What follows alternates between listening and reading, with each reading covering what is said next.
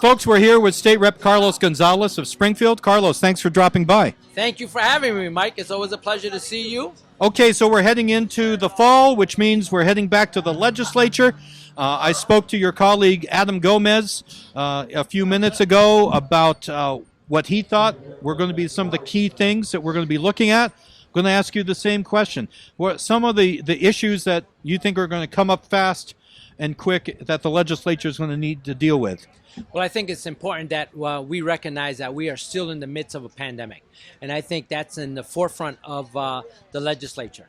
We need to make sure that we can not only contain, but be able to continue to live in what we feel is a normal world. So making sure that we have enough PPE out to our first responders, making sure that we have enough of the financial support to make sure that we look at how we can improve the health disparities that are continue to exist in our communities, as well as make sure that we have a public safety agenda, educational agenda, and also make sure that the economic agenda lifts everybody up in Massachusetts.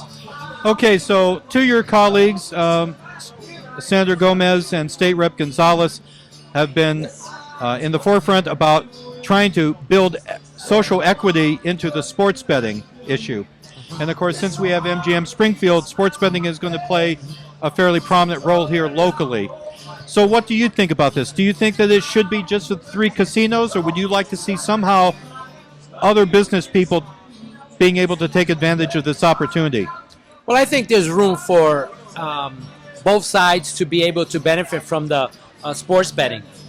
Uniquely, smaller outlets are usually left out of the equation in all states. And that's because there's a big risk factor as well as a economic component that many cannot obtain.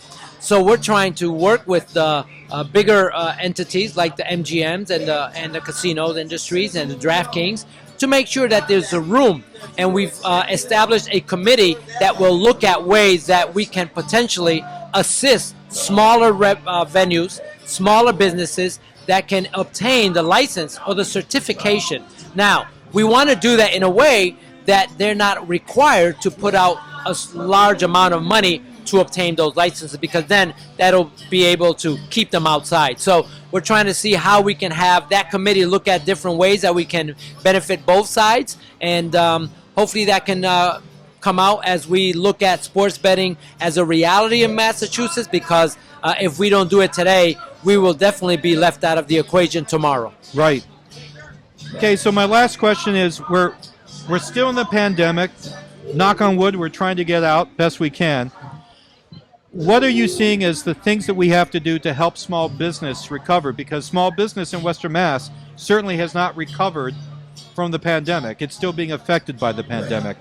So are there things that we still need to do that you would like to see done? Absolutely. I think that we, not only in Western Massachusetts, but in this whole country, the small businesses have been impacted more severely than larger corporations. We need to recognize that. We need to take, let's say, some of the ARPA money. We need to take some of the state dollars that have coming to, like, the city of Springfield, where I represent, and make sure that the $126 million is intentional. And is intentional for small businesses, and really 80% of those are micro businesses. And that means Black, brown, women-owned businesses, veteran-owned businesses, the mom and pops that need to get not loans, but access to capital with outcomes. And that means loan to grant programs. So we provide a loan opportunity, but if there are specific outcomes that are met, those become grants. And that's the best way and the only way that I will support any initiative on a local basis or on a statewide basis to make sure that the economic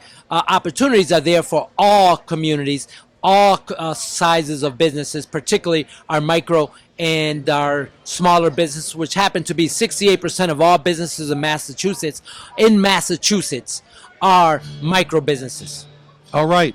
Carlos, as always, a pleasure to speak to you, my friend. Thank you very much. All right. Take care.